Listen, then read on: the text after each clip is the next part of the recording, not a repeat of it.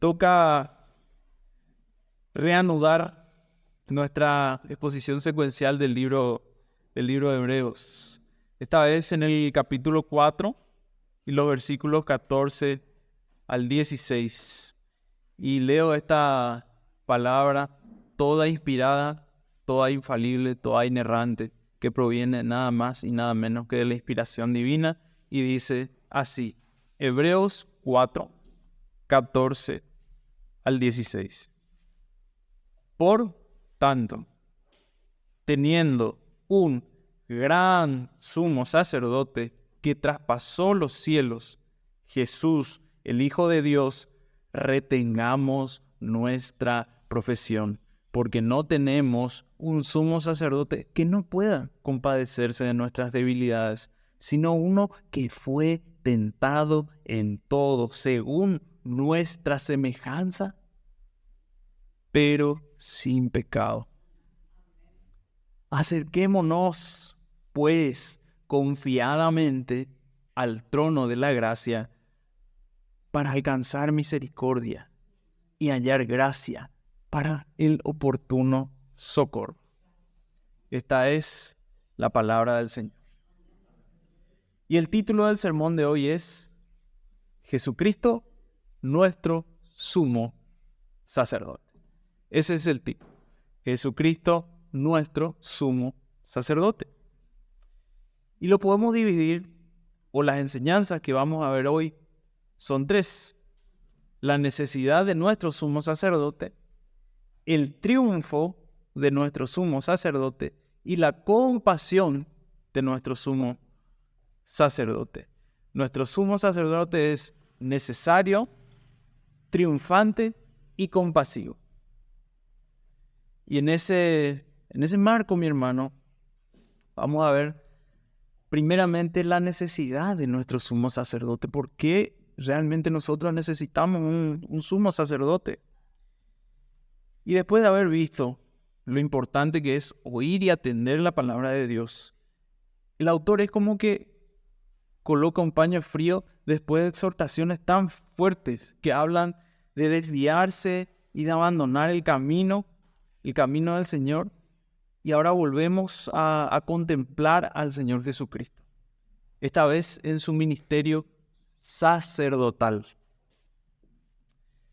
Hasta ahora consideramos la persona divina de Cristo y su ministerio como portavoz de Dios en el capítulo 1. En el capítulo 2 vimos su plena humanidad y cómo se identifica con nuestra condición mortal. Y después en el capítulo 3 sí que vimos su perfecto cumplimiento de la función de líder y guía de su pueblo. Eso es lo que nosotros vimos. Vimos su superioridad a los ángeles como mensajero de Dios, superior a Moisés como hijo fiel en la casa de Dios, y a Josué inclusive en la dirección del pueblo de Dios a su reposo. Eso es lo que vimos.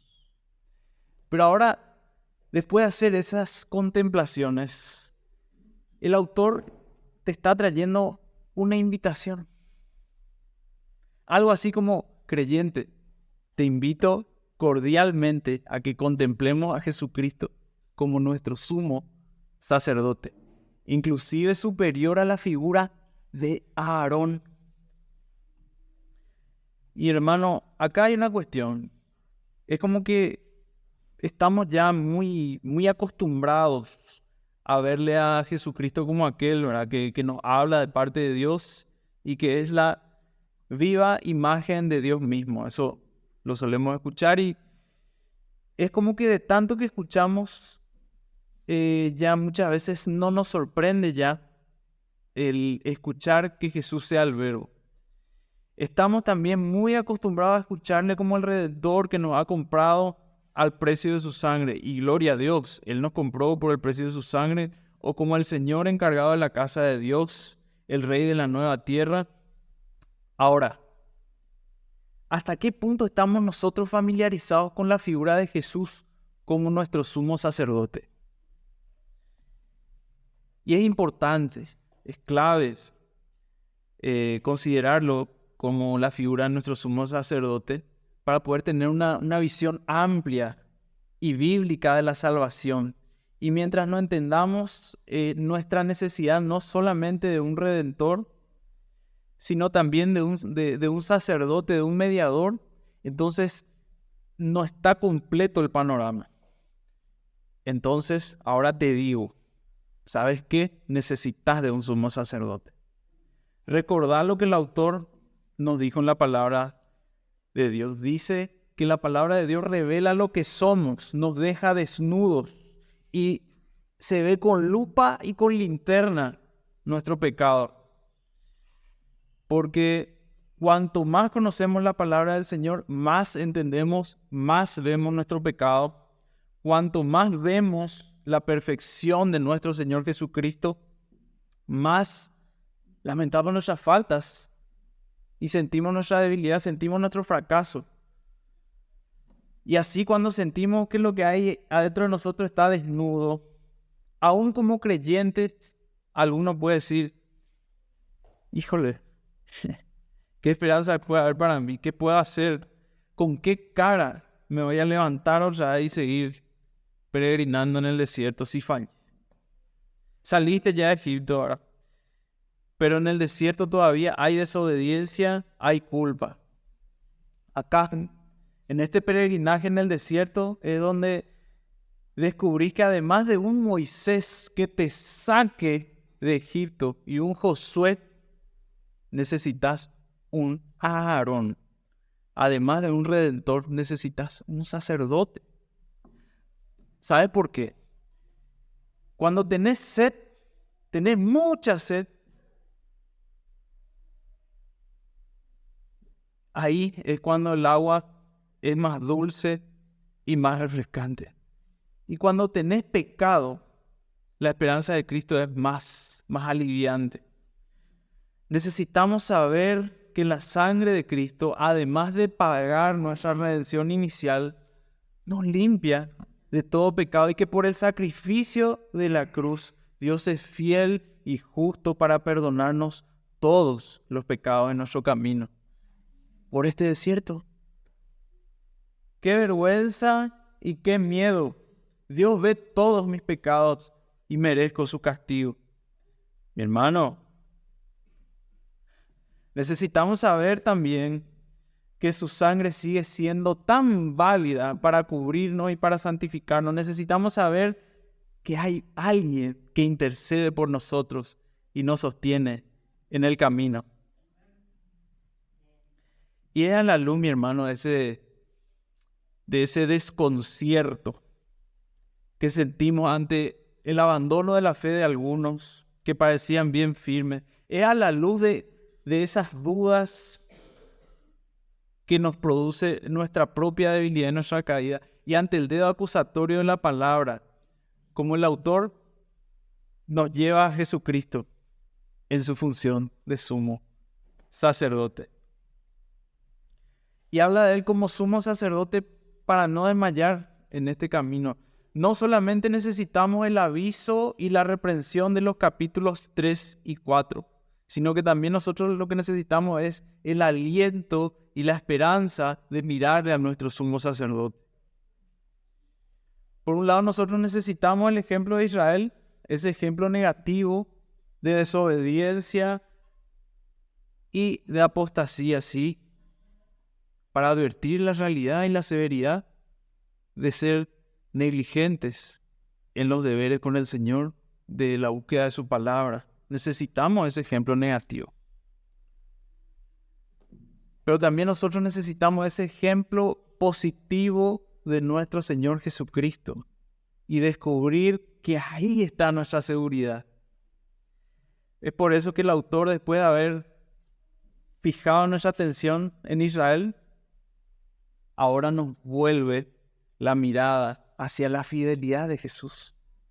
Y sí, porque lo que más nos puede sostener es el hecho de que nuestro sumo sacerdote, que traspasó los cielos, Él entró en el reino eterno y lo hizo después de toda clase de pruebas en el desierto.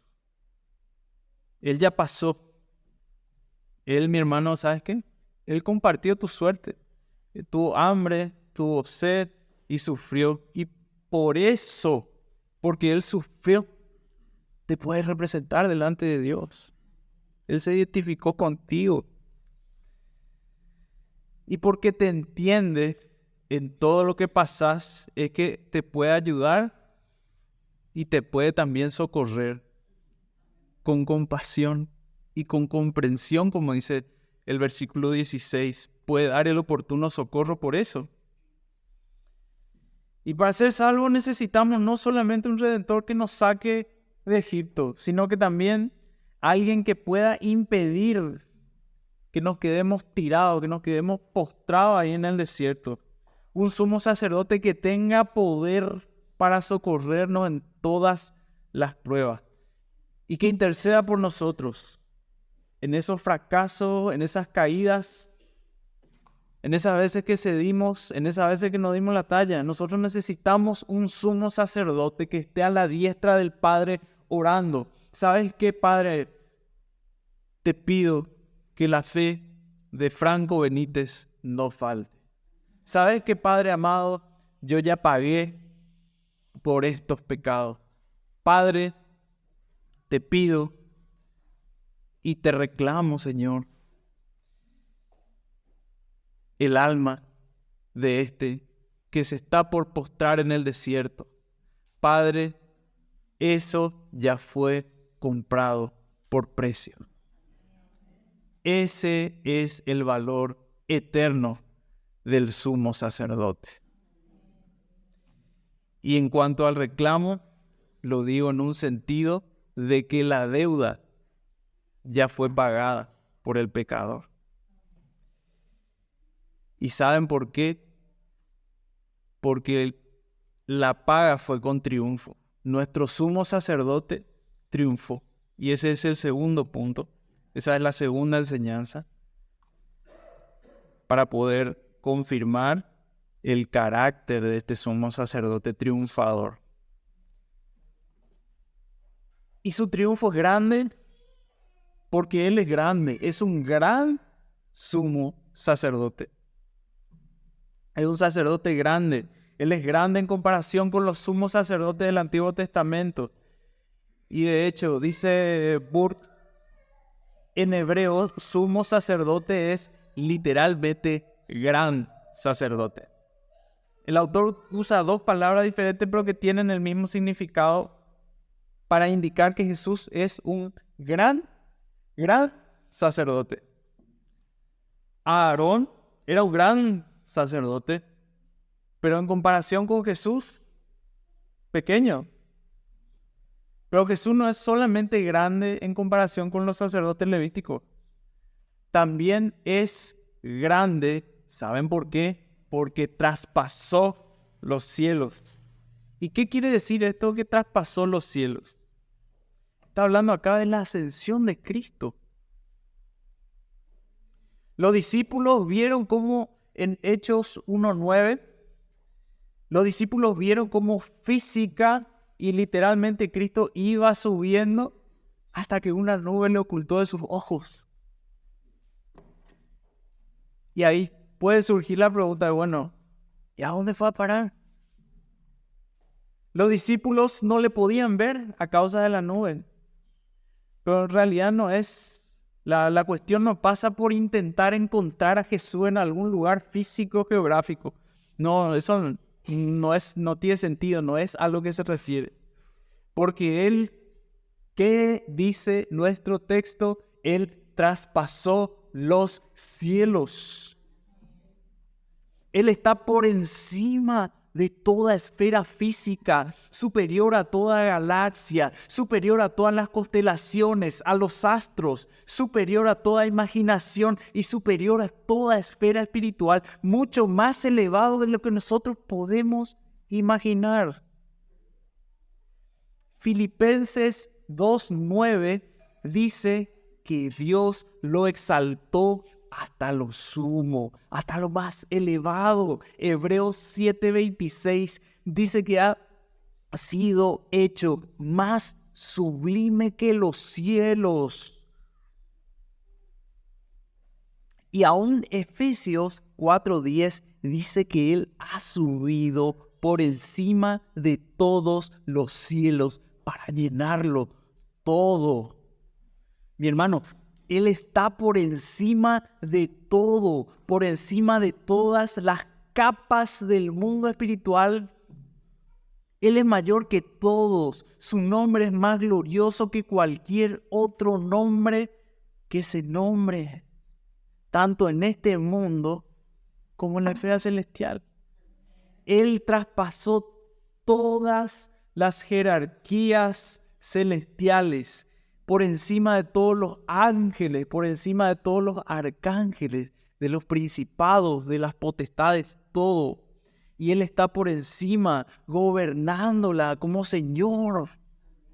¡Qué sublime! ¡Qué sublime! También los sumos sacerdotes del Antiguo Testamento, a fin de presentar ante Dios la sangre de la víctima en el día de expiación, ellos tenían que traspasar el velo que separaba el lugar santo del lugar santísimo. Ahí había el arca del pacto y encima del arca el asiento de Dios, el propiciatorio, símbolo de la presencia de Dios en medio de su pueblo. El sumo sacerdote antiguo traspasaba el velo a fin de entrar en la presencia de Dios. Pero lo que en el Antiguo Testamento era un acto simbólico, con Jesús viene a ser una realidad. Él ha penetrado dentro de la mismísima presencia de Dios, el verdadero lugar santísimo, más allá de todos los cielos, más allá de todo lugar físico y material. ¿Y saben qué? Allí está en presencia de Dios como nuestro sumo sacerdote, orando por cada uno por los cuales Él derramó su sangre. ¡Qué gran sumo sacerdote! ¡Qué eficiente! Y qué garantía, ¿verdad? Cuánta gracia y cuánta certeza de esperanza en esta frase. Él ha traspasado los cielos. La ascensión de Cristo, ¿saben qué es? Es evidencia de victoria, de vindicación, de glorificación. Es evidencia de que Dios ha aceptado la validez de la obra de su Hijo. Tremendo. Lo que los sacerdotes levíticos solo hacían en sentido figurado, ¿saben qué? Jesús lo hizo una realidad y parece una información hasta... Quizás esa frase se pueda entender como algo aislado, pero no es aislado porque es vivo, es eficaz y hace que realmente cada creyente también traspase el velo por la obra de Él, llegue a la presencia de Dios y todo esto por la ascensión. Qué necesario ahora, meditando en esto, qué necesario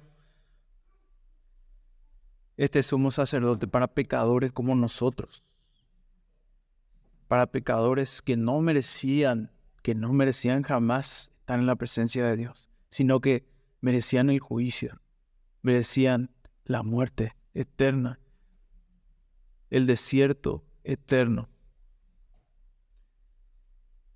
Y qué compasivo, qué compasivo. Y esa es la tercera enseñanza, la compasión de nuestro sumo sacerdote. El versículo 15, 4:15, porque no tenemos un sumo sacerdote que no pueda compadecerse de nuestras debilidades, dice, hace centrar nuestra atención en la comprensión y compasión de nuestro sacerdote. Es como si en este versículo el autor comentara para nosotros este nombre, Jesús, que hemos visto en el versículo 14, centrando nuestra atención en su humanidad. Los primeros lectores de Hebreos estaban bastante angustiados, tenían mucha oposición, estaban perseguidos, estaban en medio de peligros, había demasiada presión para ellos.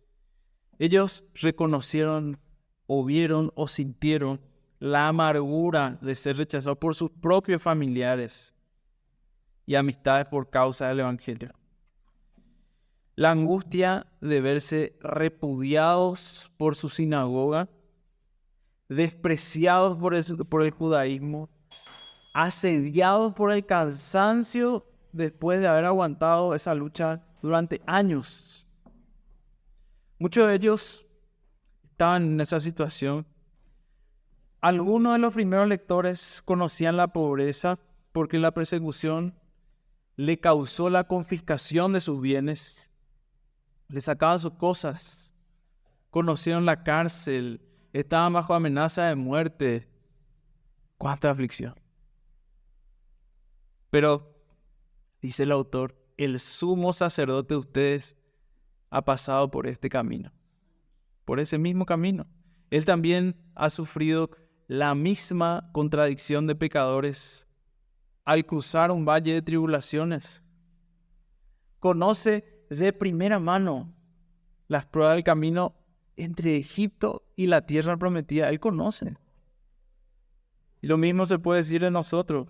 Nosotros reaccionamos a esto diciendo, ¿verdad? Excelente, muy bien. Veo que Jesús conoció las mismas aflicciones que los primeros creyentes hebreos. Pero nosotros vivimos 2000 años después y tenemos otra clase de problemas.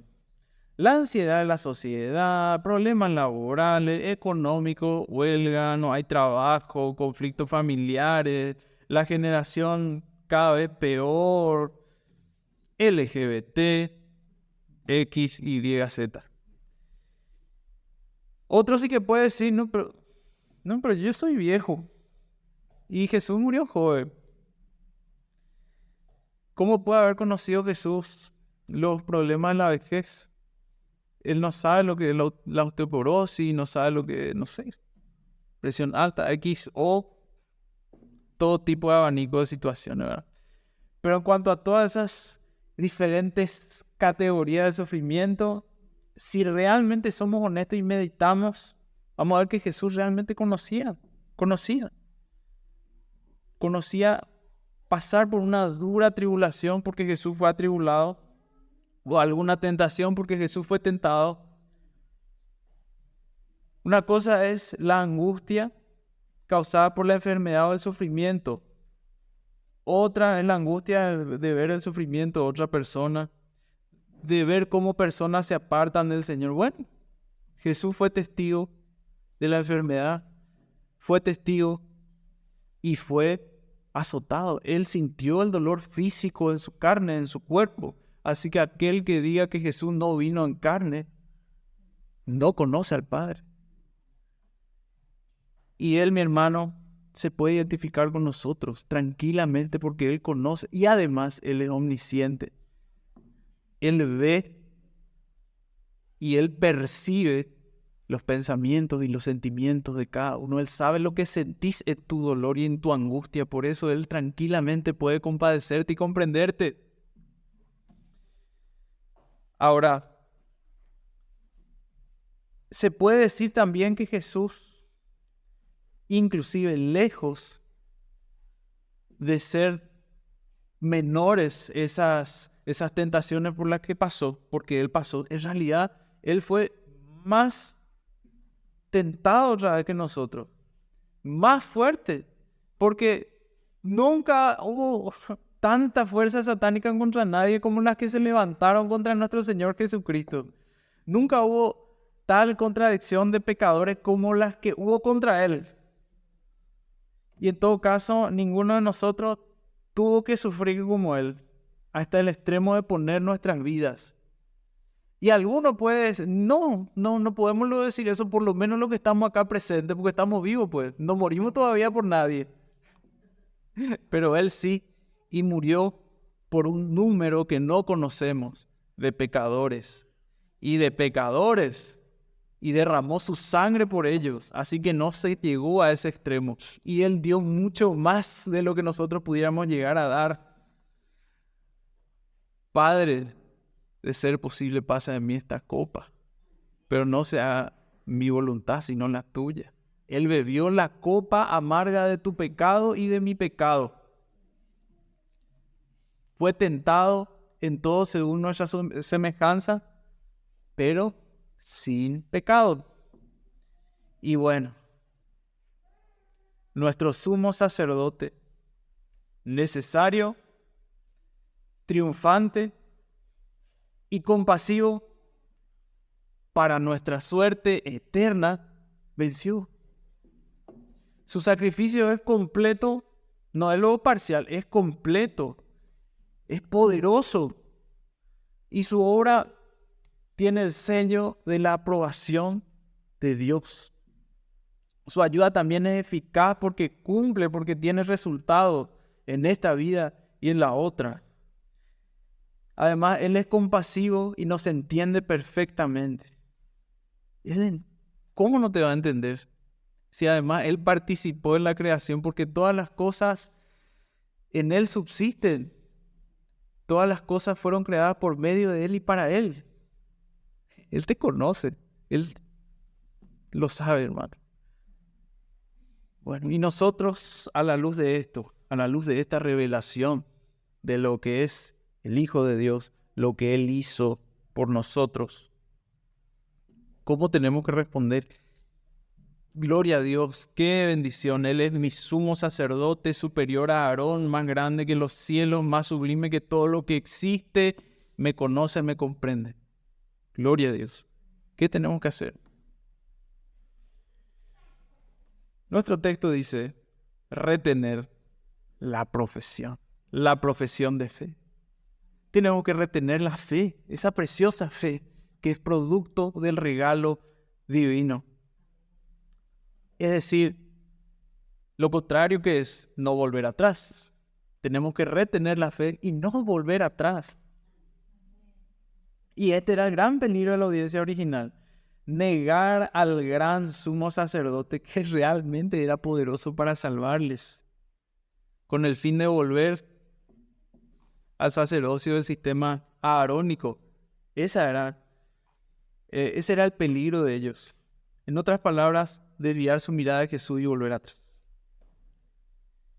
Y el hecho de que Jesús ya haya traspasado los cielos tiene muchísimas implicaciones. Algunas ya la vimos. Pero la realización física de un sacrificio se puede establecer por lo que se ve, pero no por su eficacia espiritual. Los primeros lectores estaban en peligro de volver a ese sistema levítico y así repudiar el sacrificio de aquel sacerdote que ahora no se veía, pero su autenticidad ya fue testificada por Dios mediante el ascenso.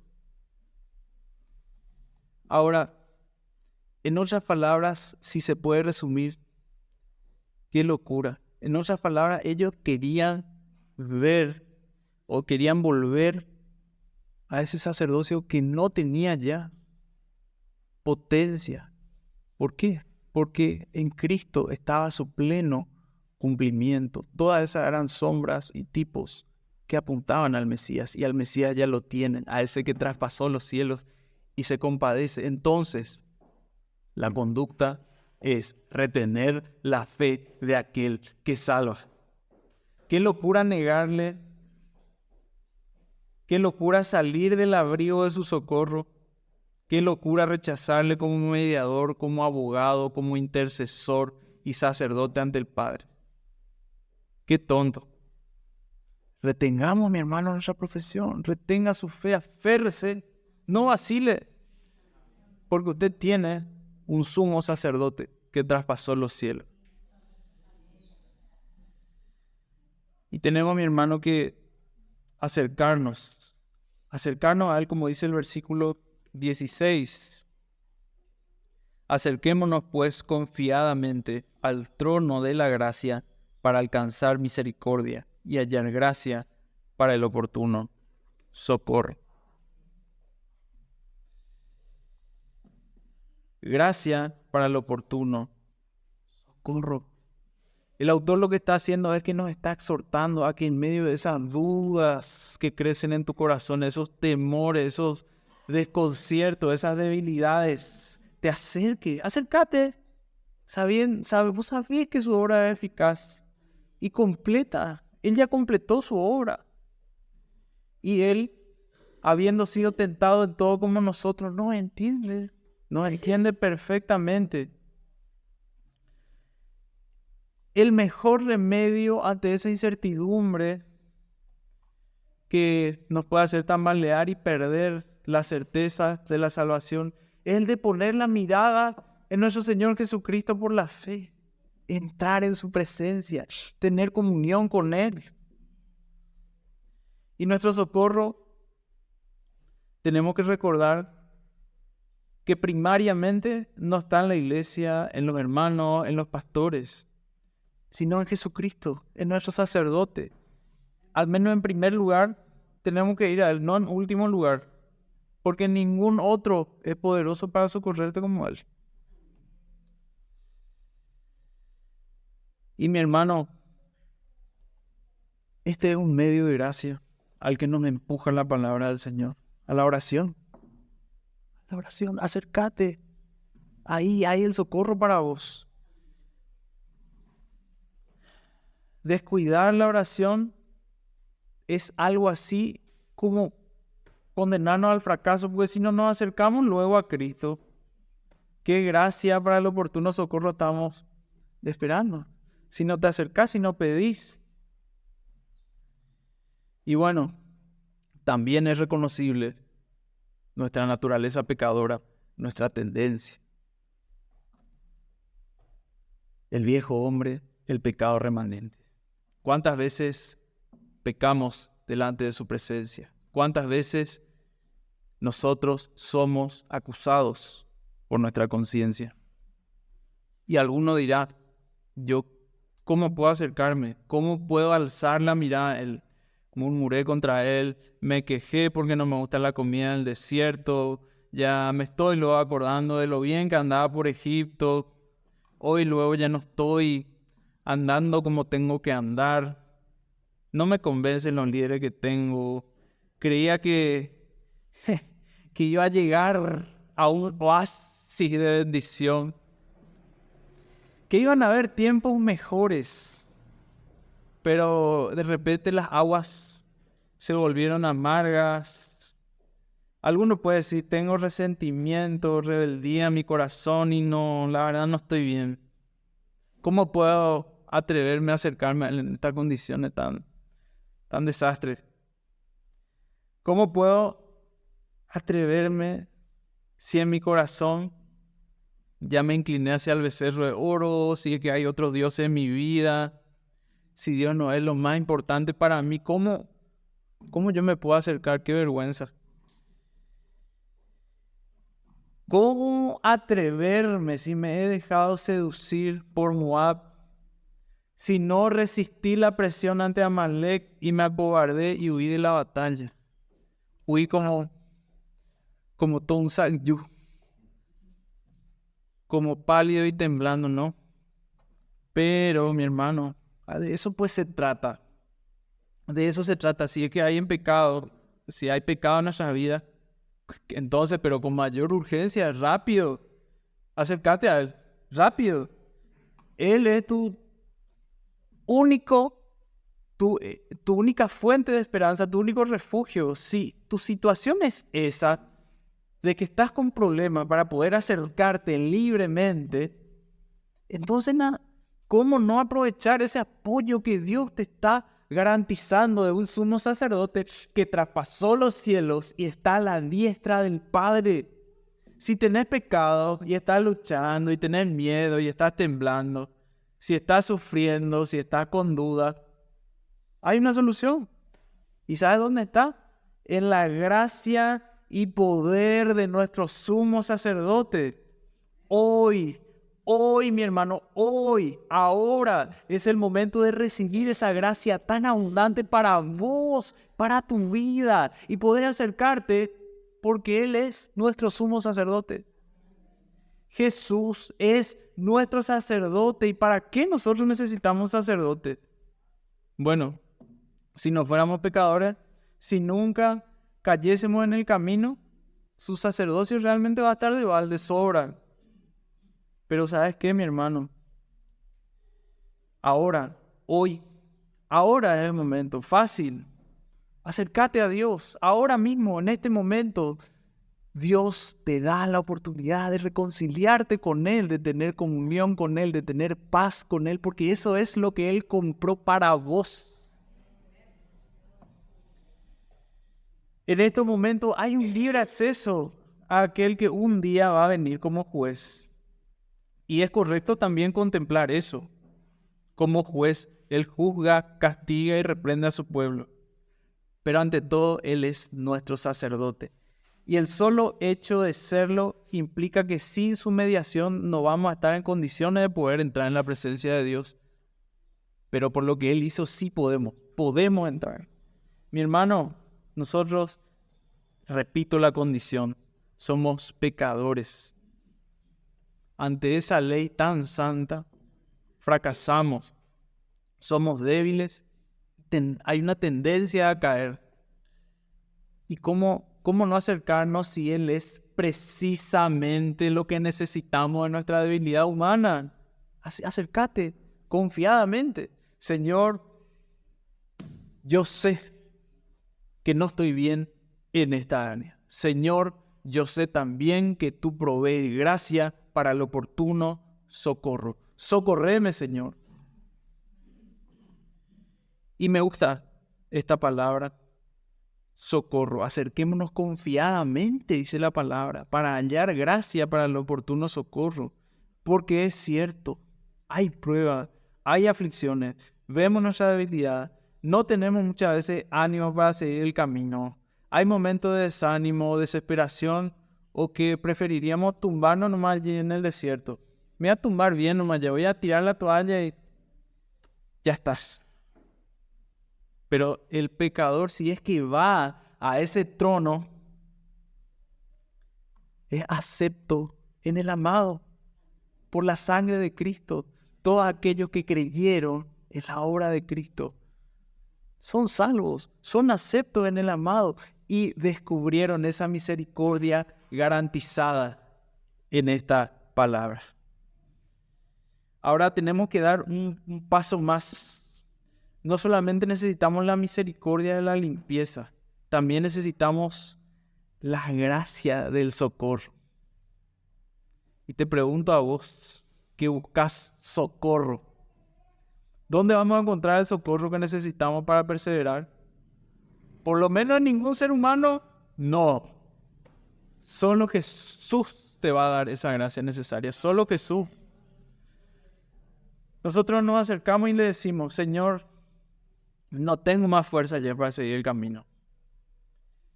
Eso es lo que tenés que decirle, si es que realmente es así. No hay ningún otro creyente que me pueda dar esa fuerza. Pero yo sé que vos me podés fortalecer. No tengo agua para tomar, no encuentro comida en el desierto. Dámela, Señor, tu agua y tu comida. Dámela la ayuda que necesito en medio de esta camionada de lucha que estoy pasando y que tengo que soportar. Dame aquel socorro para la prueba en la que me encuentro. Nosotros necesitamos su socorro. Pero hay algo que tenés que hacer, que yo no puedo hacer por vos, que es ir a su presencia. Los hermanos podemos orar por vos, sí, pero nosotros no podemos hacer la oración que vos podés hacer en secreto. Y acá hay un requisito, tenés que pedir. Mateo 7:7, pedid, dice nuestro sumo sacerdote, y se os dará. Buscad y hallaréis, llamad y se os abrirá. Desde el trono de la gracia a nosotros se nos va a dar todo lo que nos hace falta para seguir el camino. Pero tenemos que pedir. Porque todo aquel que pide, dice el versículo 8, recibe, y el que busca, halla, y al que llama, se le abrirá. Si no nos acercamos al sumo sacerdote en oración ni le pedimos ayuda, ¿qué es lo que tanto vas a esperar? Pero si le pedimos, Él es poderoso para suplir todo lo que necesitamos para seguir en el camino de esa santidad que anhelamos hasta que Él venga. Y hermano, qué bueno que Él conozca el camino. Él conoce bien el camino, porque Él pasó por ese valle. Sabe exactamente cuáles son los enemigos que tenemos que afrontar. Él sabe las distintas tentaciones del recorrido, pero por sobre todo, ¿sabes qué? Él sabe guardarnos sin caída hasta llegar a las puertas de la ciudad celestial. Y su socorro, ese socorro que la palabra te exhorta a pedirlo delante del trono de la gracia, ese socorro es eficaz. Porque Dios es todopoderoso y también todo bondadoso y compasivo.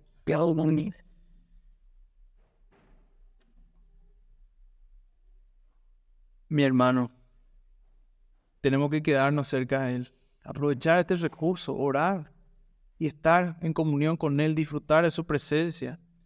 Tenemos que descansar en Él. ¿Y sabes qué va a pasar? Él nos va a preservar hasta el final conforme a su poder y nos va a permitir entrar en ese reposo, en esa tierra prometida. Pero hay que acercarse. Hay que acercarse. Y una línea final. Porque es posible. Claro que es posible. En la fragilidad del predicador, en la falta de claridad, se puede perder información. Pero nosotros tenemos la palabra viva y eficaz, más cortante que espada de dos filos, que penetra hasta partir el alma. Y esta palabra, mi hermano, dice, porque no tenemos un sumo sacerdote que no pueda compadecerse de nuestras debilidades, sino uno que fue tentado en todo según nuestra semejanza, pero sin pecado. Y esta palabra que es infalible, dice, acerquémonos pues confiadamente al trono de la gracia para alcanzar misericordia y hallar gracia para el oportuno socorro. Mi hermano, hay un momento para acercarnos y hallar gracia para el oportuno socorro, y ese momento es ahora.